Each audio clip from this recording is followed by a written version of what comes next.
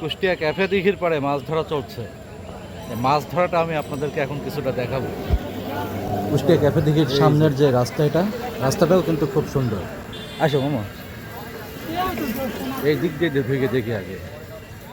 বাংলাদেশের বিভিন্ন প্রান্ত থেকে শৌখিন মৎস্য শিকারীরা এই কুষ্টিয়া ক্যাফে দিঘিতে ৬৫,০০০ টাকা টিকিট কেটে মৎস্য শিকার করতে এখানে এসেছে। এটার লোকেশন হলো কুষ্টিয়া রায়নি ক্যানাল। কুষ্টিয়া শহরের পাশেই রায়নি ক্যানালের পাশ দিয়ে বাদবাজারের দিকে আসতে গিয়ে যে রাস্তাটা, সেই রাস্তা দিয়ে ২-৩ কিলোমিটার ভেতরের দিকে আসলেই এই ক্যাফে দিঘিটা পেয়ে যাবেন। তো এখানে শিকারীদের জন্য এটা একটা বিশাল অনুষ্ঠান। এই যে থ্রোয়িং চলছে, কাতল ধরা লাড্ডু থ্রোয়িং চলছে। দেখতে পাচ্ছেন পুকুরের দুই পাশ দিয়ে শিকারীরা অবস্থান নিয়েছে। এই সিট বরাদ্দ হয় কিন্তু লটারির মাধ্যমে। এই পাশ দিয়ে আরেকটি লাড্ডু থ্রোয়িং হবে এখন। লাড্ডু থ্রোয়িংয়ের সময় কিন্তু খুব সাবধানতা অবলম্বন করা জরুরি, কারণ এই আশেপাশে লোকজন থাকলে তাদের কানে টানে বেঁধে দিতে পারে এই বড়শিগুলো। এই কাতলের লাড্ডু থ্রোয়িংও কিন্তু একটা আর্ট।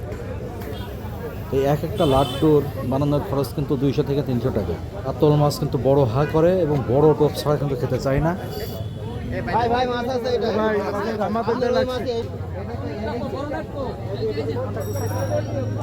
দেখতে পাচ্ছেন যে একটা মাছ কিন্তু ভেসে ভেসে চলে আসছে। এই মাছ একটা বাঁধলে অন্যান্য আশেপাশের বড়শিতেও কিন্তু বেঁধে যায়। খুব সুন্দরভাবে মাছটা ক্যাচিং করা হলো।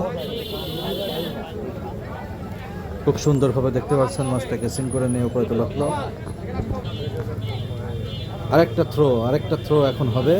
এই যে থ্রো হচ্ছে, থ্রোটা কিন্তু ভালো হয়নি, থ্রোটা অন্য সীমানায় চলে গেছে।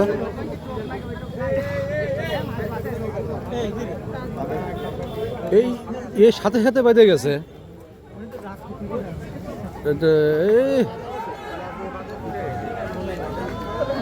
খোলই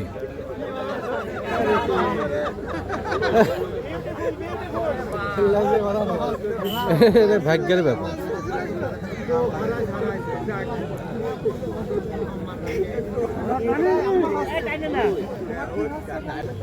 তো ফ্রেন্ডস, আসলে এই কম্পিটিশনটা এই কিছু সময় আগে শুরু হয়েছে, বিকাল ৪টার সময়। এটা চলবে আগামী শুক্রবার বিকাল ৪টা পর্যন্ত, ২৪ ঘন্টার জন্য অ্যারেঞ্জমেন্ট। তাহলে আজকে বিদায় নিচ্ছি, ধন্যবাদ সবাইকে।